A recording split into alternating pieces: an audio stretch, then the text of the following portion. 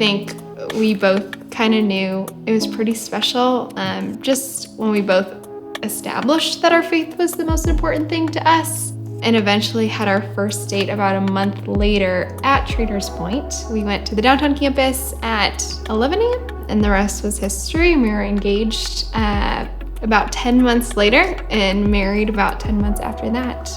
As I think we're doing some reflection over where we had been in life and in relationships, knowing that we wanted this to be different and feeling like that initial connection was different off the bat, I think it was we know that if we want this to be a relationship that lasts and that ultimately helps us grow in our faith and glorifies God, that we need to do things differently than we have in other relationships.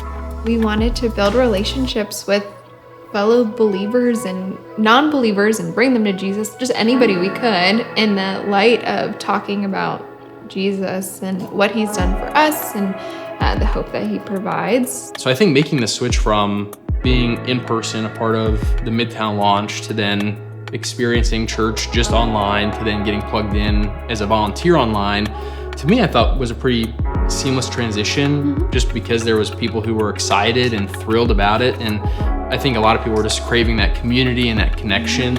Most often we'll serve in the role of content host, which means that I will copy and paste either verses or important points made by whoever is preaching that Sunday into the chat to reiterate their importance or to stir up some sort of conversation. I think the fruits of the labor, if you will, from serving online has certainly been that community piece. And Nicole and I both are not from Indianapolis. We did not grow up here. We have family all across the United States. And so to be able to still share a church community, I think has just been, really encouraging in our own faith journeys, but then to see how we are all over and to still feel like we are a part of one body, I think has just been really, really cool and humbling to see how God can work through us.